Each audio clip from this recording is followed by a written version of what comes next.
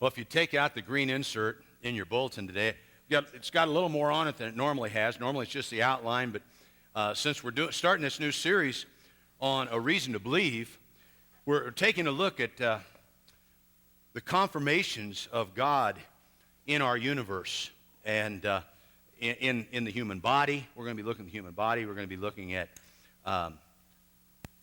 plants and animals and just the amazing confirmation that God has given us. So if you take that out to kind of help you follow along today and give some information on the back.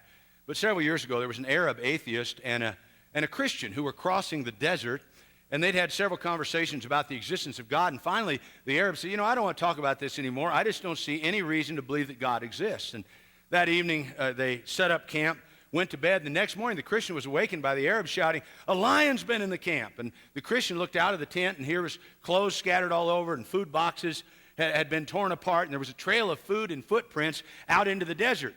And the Christian looked at him and says, "There wasn't any lion here." The Arab says, "What do you mean? Look at this mess. It's obvious there is footprints."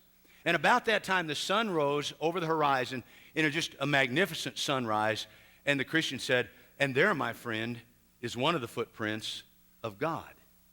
See, the primary evidence for the existence of God is historical. You and I don't believe in God because of the superb philosophical advice found in the Bible, although there is amazing advice found in the Bible.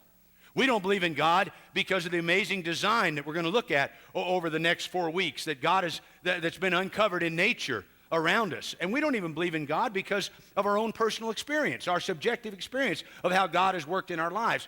We believe in God based on the objective evidence that 2,000 years ago, God himself visited our planet. For over 30 years, he walked and talked among men. They saw him, they heard him, they touched him, and they stood in awe at his words and at his works. Again, this morning, in my quiet time, I was reading in Matthew how the crowds were astounded at the things that Jesus was doing.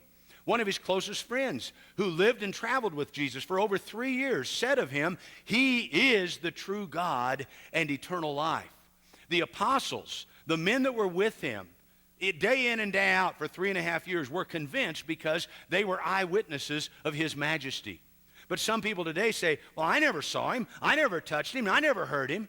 And so for that reason, God has left us powerful historical evidence. But he's also left us confirmatory evidence around us and above us and within us that we're going to be looking at over the next 4 weeks. For those who are willing to open their hearts and open their eyes, these evidences point to his glory and to his power. In fact, the Bible tells us that the Apostle Paul, as he preached to the pagan people in the book of Acts, referred to this. He said, "We are bringing you good news, telling you to turn from these worthless idols to the living God who made heaven and earth and sea and everything in them." Yet he has not left himself without witnesses, without testimony. He has shown kindness by giving you rain from heaven, crops in their seasons. He provides you with plenty of food. He fills your hearts with joy. God has left evidence in this world, in this universe. Even the Apollo astronauts, as they viewed this great universe from their orbit in space, were moved with awe at its vastness. And in 1968, they read back to a listening world from the Bible. Some of you will remember this. In the beginning, they said, God created the heavens and the earth. So over the next few weeks, we're going to take a look at some of these footprints of God, confirmations of his eternal power, his divine nature that are seen in what has been made. And today we want to begin with the cosmological confirmation. Confirmation in the cosmos, reasoning from cause and effect. Ralph Waldo Emerson said, "All that I have seen teaches me to trust the Creator for all I have not seen." Or to quote Ashley Brilliant, "The existence of God has already been proven to my satisfaction by the existence of everything else." When we stand outside on a clear night, I remember just a month or so ago, I was up in Steamboat. We were actually 34 miles outside of town in the middle of the mountains, no lights around us at all. We were staying in a cabin up there, and Mike gone outside to unload some stuff from the car. He came in, he says, "Dad, you got to come outside and see this." And just sitting there at 8,000 or 9,000 feet with everything pitch black except this cloudless sky. And it was, I mean to tell you, it was amazing. There's a certain awe. You look at the stars, the moon, the various constellations, and there's a certain awe that strikes us. As we contemplate the vastness of this universe, our minds naturally wonder at the cause behind such a remarkable effect. Abe Lincoln said it this way: I never behold the stars that I do not feel that I'm looking into the face of God. I can see how it might be possible for a man to look down on earth and be an atheist, but I cannot conceive how he could look up into the heavens and say that there is no God. He just couldn't do that. Science has helped us get an idea of how vast our universe really is. An imaginary model can enable us to envision it. We're going to let 1 foot equal 1,000,000 miles, okay? Now, I want you to try to understand how far 1,000,000 miles is, because the moon is 250,000 miles away from us, so that would be 3 inches on this ruler, okay? So 1,000,000 miles. You think how far the moon is? That would just be 1/4 of the way of 1,000,000 miles. 1,000,000 miles is 40 times around the earth at the equator. It would take you, driving 50 miles per hour, never stopping, 833 days. That's 2 years and 3 months to go 1,000,000 miles, okay? Now think about that. 2 years and 3 months, 50 miles an hour. That's this ruler, okay? 1 foot. Now pretend we're at Coors Field. The sun is at the plate. It's facing west. The sun is a basketball. 93 feet out. So 93 rulers, 93 million miles out from home plate, near second base, is the earth. There's a BB out there. You can't really see the BB, but that's kind of the size of the earth compared to the sun. Basketball and BB. And then you go out in center field or left center field, 128 feet from home plate, and that's Mars. It took the Mars space rover 7 months to get out of the infield. Think about that, to get to Mars, 7 months. And then over the center field bleachers out there, see it way up top in the rock pile where all the drunks sit? That's I've only sat in the rock pile one time, and I'm never going to see. I saw a fight and everything else. I decided I don't need that.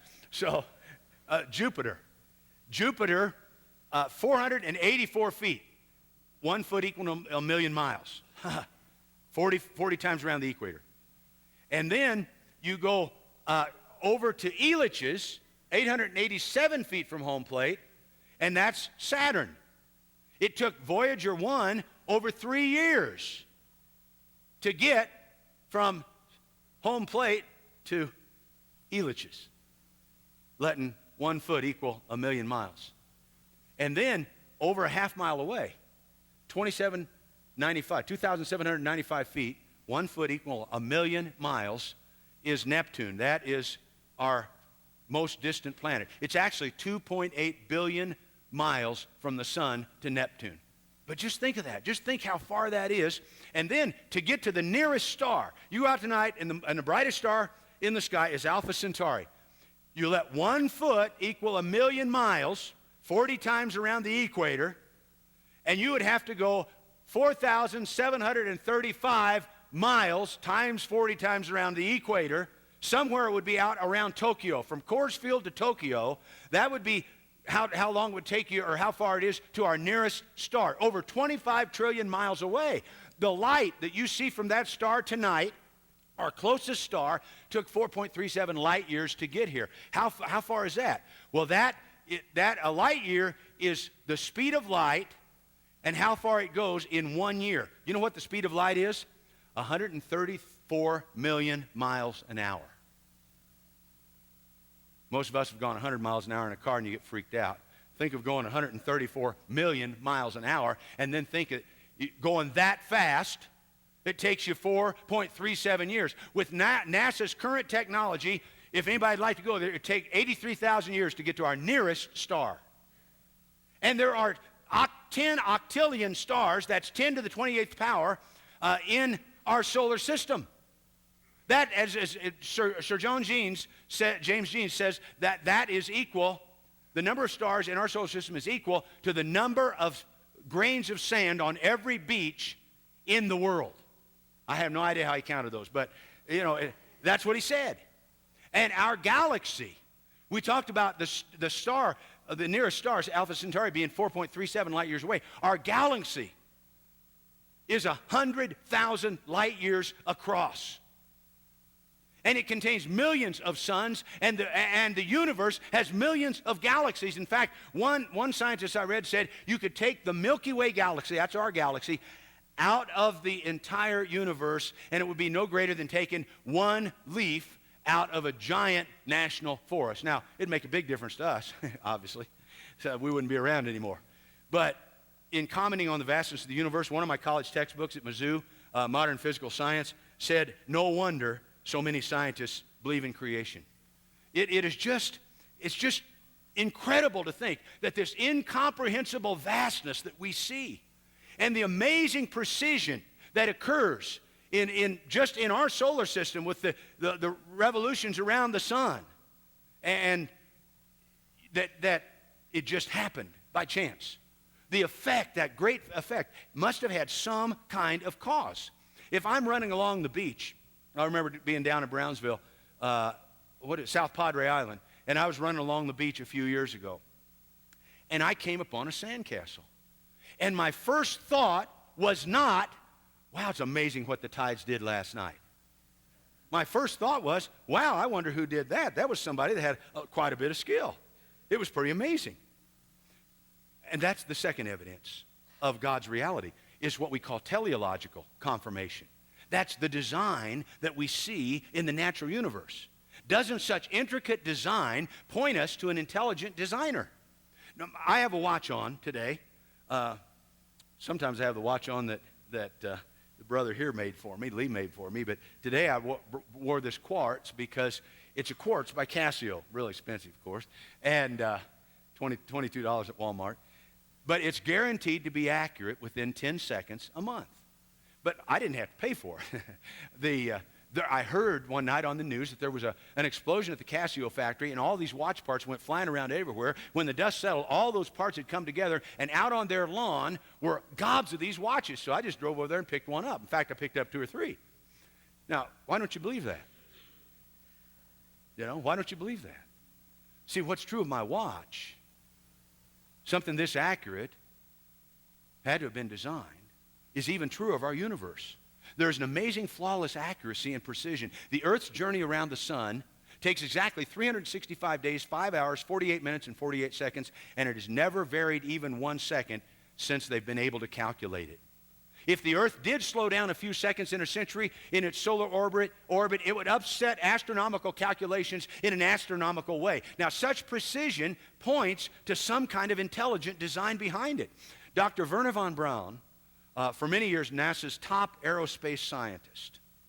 How many of you work in the aerospace industry? Nobody in this service? Oh, okay, there's one. Anybody else? 2, 3, 4. Okay. We had about 15 in the last service. This church is full of rocket scientists, Fortunately, Christianity is not rocket science. It's very simple. And here's the thing.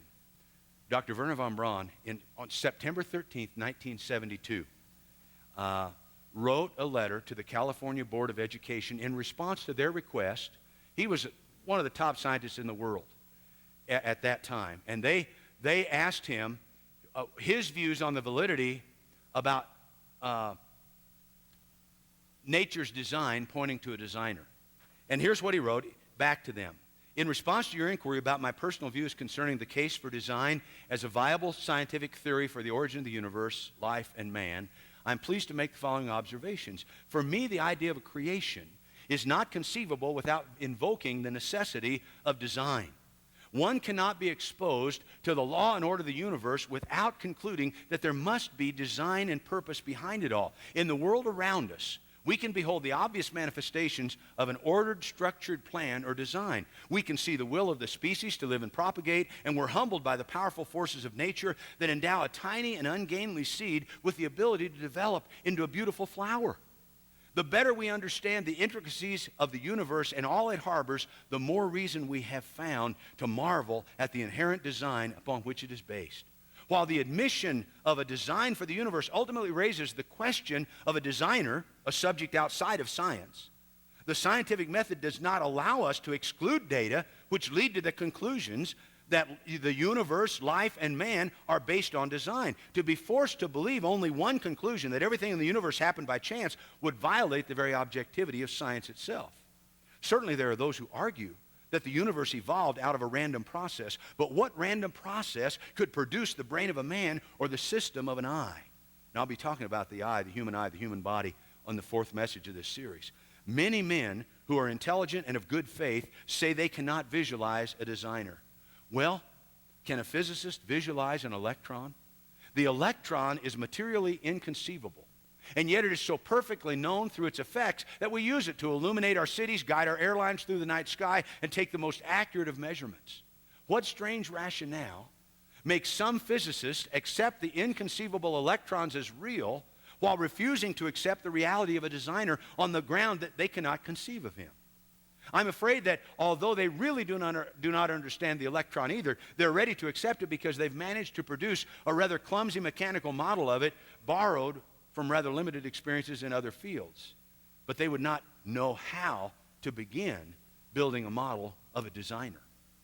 Now, I've discussed this aspect of a designer at some length because it might be that the primary resistance to acknowledging the case for design as a viable scientific alternative to the current case for chance lies in the inconceivability in some scientists' minds of a designer. The inconceivability of some ultimate issue which will always be outside the realm of scientific resolution should not be ruled out, or not be allowed to rule out any theory that explains the interrelationship of observed data in our universe that's useful for prediction. We in NASA were often asked what the real reason was for the amazing string of successes that we had in the Apollo flights to the moon. I think the only honest answer we could give was that we tried never to overlook anything. And it's in that same sense of scientific honesty that I personally endorse the presentation of alternative theories for the origin of the universe, life, and man in the science classroom. I believe it would be an error to overlook the possibility that the universe was planned rather than it happened by chance. That's pretty amazing coming from a scientist of his caliber. Even Voltaire, a French philosopher, a very bitter opponent of the church of his day, not a believer at all, had some very interesting things to say. He said, if there were no God, it would be necessary to invent one, but all nature cries aloud that he does exist. That there is a supreme intelligence, an immense power, an admirable order, and everything teaches our dependence upon him. So let's take a look at some of the design and order that we see in our physical universe. 3,000 years ago, there was a shepherd by the name of David who spent countless nights out under the stars with his flocks, and he wrote these words. He says, "The heavens tell of the glory of God, declare. The skies display his marvelous craftsmanship. Day after day they continue to speak, night after night they make him known." What are some of the things displayed in the heavens and the earth? For example, the earth is the only inhabited planet in our solar system because it is perfectly suited, we would say designed, for life as we know it. Our globe is tilted on its axis at the angle of 23 degrees, providing for our seasonal changes and allowing for the greatest tillable surface of the ground. One scientist said if it was not tilted the way it is, water vapor from the oceans would move north and south, piling up vast continents of ice and leaving a virtual desert between the equator and the ice. The earth rotates at 1,000 miles per hour. If it turned, let's say, 100 miles an hour, our days and nights would be 10 times as long as they are now. Summer sun would burn up most of the vegetation each day, and nearly every sprout would freeze in the long nights. Our world travels around the sun at exactly 18 miles per second. I mean precisely 18 miles a second. Much of a deviation from that exactness would cause havoc with life as we know it. The sun itself is just the right distance, 93 million miles away, to give us a perfect climate. You get much closer and you'd burn up like the heat on most other planets. Further away and we'd freeze like the cold on so many other planets. Likewise, the moon. It's 240,000 miles away, just right to control our tides. One of the scientists I read said that if the moon were only 50,000 miles from Earth, our tides would be so enormous that twice a day all the lowlands of the continents would be submerged in a rush of water so great that even the mountains would soon erode away. Furthermore, the earth would crack with the turmoil. Hurricane-force winds would prevail in the atmosphere. Everything would be flooded. 2 baths a day, whether you needed it or not, every time the tides come in. The oceans have a great impact on our atmosphere, or on our climate. 74% of the world's surface is composed of water. The oceans appear to be just the right depth to sustain life on this globe. If they were much deeper, they would completely absorb the oxygen and carbon dioxide in our air, effectively wiping out life on Earth. They also provide a buffer. They regulate our temperature. You know, you hear about El Nino and El Nino or La Nina, and what they do is they absorb a lot of the heat in the summer, and they moderate the extreme cold in the winter. Another confirmation of design in our world is water. And water is just an amazing substance. There's nothing like it in the universe. It's used to cool engines. It's used to produce electricity. It's used to regulate temperature. In fact, I read that between cattle rancher and butcher and packager and processor, 4,000 gallons of water is used to put 1 pound of beef on the supermarket shelf. It takes 10,000 gallons of water to build an automobile. And our human body is 70% water. We are constantly losing this precious liquid, and if it's not replaced quickly, we will die. The water in our system carries blood through 60,000 miles of arteries and veins and capillaries in the average adult. Water plays a major role in digestion.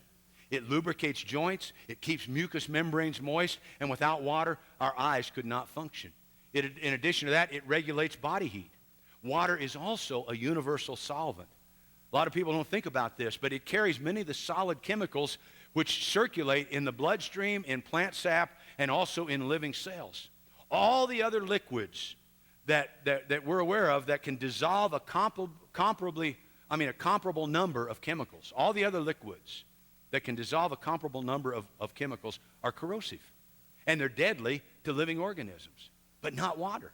Perhaps the greatest work of water's surface tension is its capillarity. That's the force that causes water to rise in a constricted space. The greater the constriction, the greater the rise. And that's what makes water go up the trunks of trees, for example. Without water's ability to creep upward against the pull of gravity, the chemicals and minerals that are needed by plants to manufacture food would just stay in the ground. They would never get it. They would die. In fact, the phenomenon of cohesion and capillarity in water are absolutely necessary to sustain life on this globe. Water as a substance is unique. You boil water and it becomes steam, a gas. You freeze water, it becomes ice, a solid. In its solid state, water exhibits another phenomenon that is absolutely essential to life, and that's why life is not anywhere else.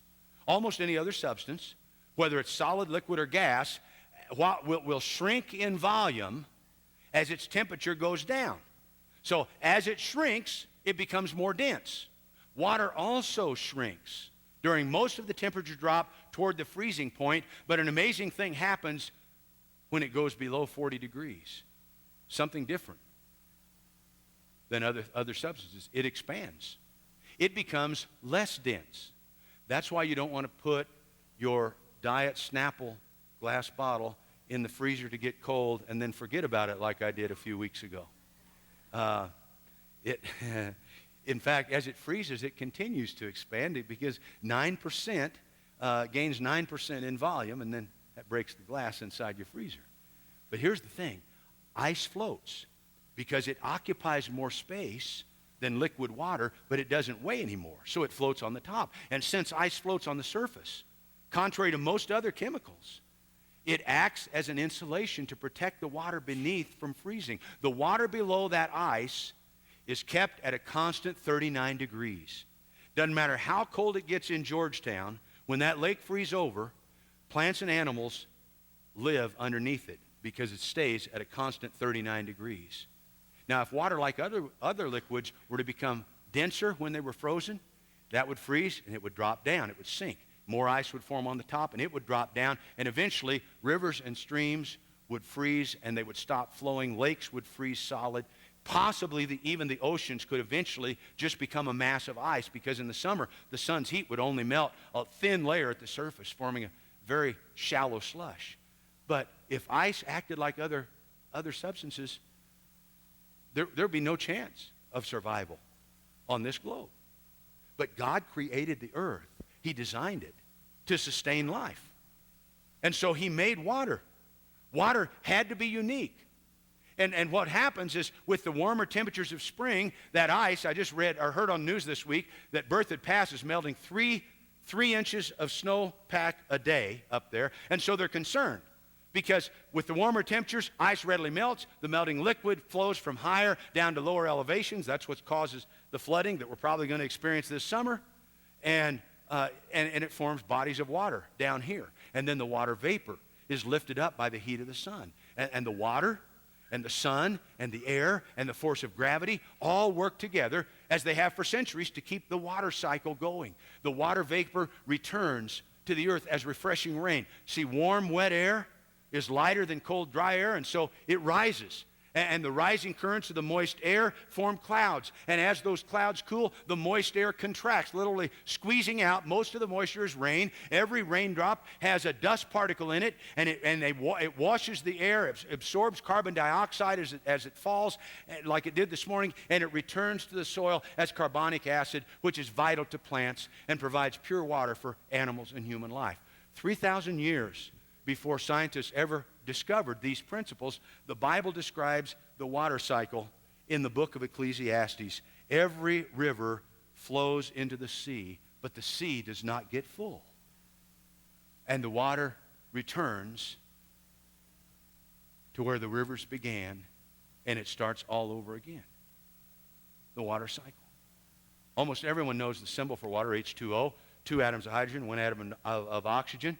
The minute these two elements just think about it. Think about oxygen is combustible, right? Highly combustible. Hydrogen is highly flammable. So you get a lot of fires from oxygen and hydrogen separately, but when you put them together, they're the main thing we use to put out fire. Isn't that interesting? Precisely combined. Why water reacts exactly as it does can be understood by looking at the structure of the water molecule. See the 2 hydrogen atoms, the atom of oxygen. The molecule is 1/18 billionth of an inch in diameter. So there's no way to show that on a ruler. It's so tiny, so small. 1/18 billionth of an inch. It looks like Mickey Mouse's head, right? Only it's really tilted sideways. But the two elements, hydrogen and oxygen, are very quick to join, but once together, they're very, very difficult to separate because of a strong and unusual electrical attraction. That electrical charge is unequally distributed. So the hydrogen atoms become positively charged, and the oxygen atoms become negatively charged, and it gives the molecules 2 poles like a magnet. And because of the shape the molecule forms, scientists sometimes refer to it as the lopsided molecule. And that accounts for many of the unique qualities that water has that we just take for granted. Now, the thing is, man didn't create water, and we can't change its formula. And water has no man-made substitute. You know, we've made substitutes for almost everything. You know, you got oil. They asked me, I had the oil change in the car yesterday, and they said, you want synthetic oil, you want real oil? You know, you can't say that about water. You want synthetic water or you want real water? No, there's only water. Where the waters run, there's life. Where they don't, there's death and desolation. Final aspect of our physical universe I want to look at is the atmosphere. The atmosphere is 21% oxygen. Kept at that level by many of these processes we've talked about today. It proves to be just the right amount for our planet, for life here. Imagine what would happen if the air was, say, 50% oxygen. All the combustible material of the world would explode at the first flash of lightning. First time somebody flicked your Bic, we'd all be goners. I mean, it'd be a conflagration. And if the oxygen level was reduced in half to 10%, we wouldn't have the use of fire. We couldn't start our cars. There'd be no ignition. We wouldn't have the use of many other elements of civilization. And many of the meteors, if we only had 10% oxygen in our atmosphere, would not be burned up before they pelted the earth. And we'd be incoming. You'd be constantly watching for these rocks coming at us out of the clouds. Now, I'll stop there for this week, but the next few weeks, we're going to take a look at the amazing features in design in the plant and animal world, including the last week in our own bodies. Features that confirm to us that a master-minded creator who was revealed to us by Jesus put all these things together. Once again, though, let me remind you, this design does not prove that God exists. We believe in God because he came to us in history. The Word became flesh and dwelled among men. They beheld his glory, his grace, his power, his truth. It's on the basis of the historical evidence of the eyewitnesses' testimony that we believe in God and Jesus. But the things we see around us also testify, providing confirmation that substantiates and corroborates their testimony. The Apostle Paul said it this way, "For since the creation of the world, his invisible attributes, his eternal power and divine nature have been clearly seen, being understood through what has been made, so that those who do not believe are without excuse." God, the glory of God, the heavens declare in a general way, but Jesus came as the radiance of God's glory and the exact representation of his nature to declare him in a specific way. He said, "No one knows the Father except the Son, and anyone to whom the Son wills to reveal him." Will you allow Jesus to reveal the Father to you? 2 steps that I would encourage you to take are on the back of your connection card. Would you just this week decide, I'm going to spend some time reading the Gospels of John and Luke. I'm just going to look with new eyes, fresh eyes, at what Jesus, who they say Jesus is and what Jesus did. I want to be astounded just like they were. And listen to Jesus and let him reveal the Father to you. And secondly, would you take time this week, maybe at night, just go out underneath the stars to observe nature, the heaven, the earth, the mountains, the beauty around us, and see and enjoy the handiwork of God. God bless you. Amen.